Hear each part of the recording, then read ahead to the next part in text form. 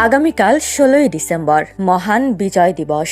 দিনটি শ্রদ্ধার সাথে স্মরণ করবে বাঙালি জাতি। তাই যেন কমতি নেই কোনো আয়োজনের। জাতির বীর সন্তানদের শ্রদ্ধা জানাতে স্মৃতিসৌধে চলছে শেষ মুহূর্তের প্রস্তুতি।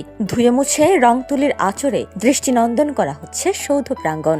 লেক সংস্কার, সীমানা প্রাচীর ও বিভিন্ন স্থাপনা মেরামত সহ জোরদার করা হয়েছে ৪ স্তরের নিরাপত্তা ব্যবস্থা। বিজয় দিবসে প্রথম প্রহরে জাতির শ্রেষ্ঠ সন্তানদের শ্রদ্ধা জানাতে শহীদ বেদিতে পুষ্পার্ঘ্য অর্পণ করবেন রাষ্ট্রপতি, প্রধান উপদেষ্টা, রাজনীতিবিদ ও কূটনীতিক সহ বিশিষ্ট জনেরা। প্রস্তুতি হিসেবে সৌধ প্রাঙ্গণে সৌন্দর্য বর্ধনের পাশাপাশি নেওয়া হয়েছে নিশ্ছিদ্র নিরাপত্তা ব্যবস্থা। প্রস্তুতির অংশ হিসেবে পরিষ্কার পরিচ্ছন্নতা, ধোয়া মোছা, রং তুলির কাজ সহ সৌন্দর্য বর্ধনে ব্যস্ত সময় পার করছেন শ্রমিকরা।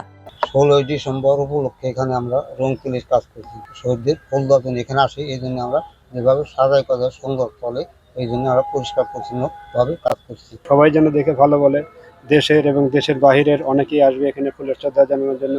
সবাই যেন দেখে বলে যে না, স্মৃতিসৌধ খুব সুন্দরভাবে সাজানো হয়েছে। স্মৃতিসৌধ প্রাঙ্গণের প্রধান ফটক থেকে শহীদ বেদি পর্যন্ত লাল ইটের হেরিবন্ডগুলো সাদা রঙের আভায় পবিত্র করে তোলা হয়েছে। সবুজ বৃক্ষরাজে লাল ইটের প্রাচীর ও কংক্রিটে ঘেরা সৌধ চত্বরের বিভিন্ন জায়গায় শোভা পাচ্ছে বাহারি রঙিন ফুল। মহান বিজয় দিবস উপলক্ষে মহামান্য রাষ্ট্রপতি, মাননীয় প্রধান উপদেষ্টা, মাননীয় উপদেষ্টা মণ্ডলী সহ লক্ষ লক্ষ জনতা সাভার জাতীয় স্মৃতিসৌধে শ্রদ্ধা নিবেদন করবেন।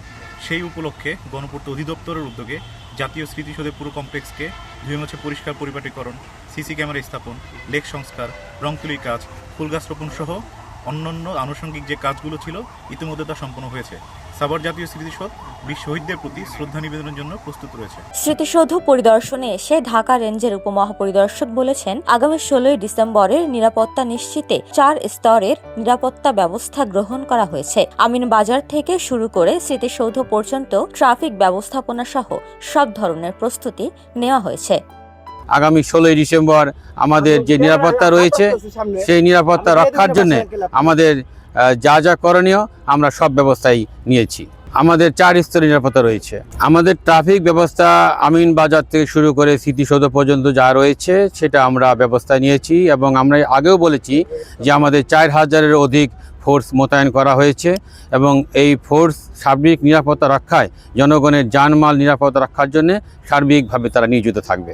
জনগণের শান্তি শৃঙ্খলা রক্ষার জন্যে আমাদের ফোর্স, জনগণ যতক্ষণ থাকবেন তাদের শান্তি শৃঙ্খলা রক্ষার জন্য ফোর্স ততক্ষণই মোতায়েন থাকবে। ১৯৭২ সালের ১৬ই ডিসেম্বর সাভারের পাথালিয়া ইউনিয়নের ৩টি মৌজা নিয়ে স্মৃতিসৌধের ভিত্তিপ্রস্তর স্থাপন করা হয়। ১৯৮৮ সালে সম্পন্ন হয় জাতীয় স্মৃতিসৌধের নির্মাণ কাজ, যা আমাদের স্বাধীনতার স্মৃতি বহন করে।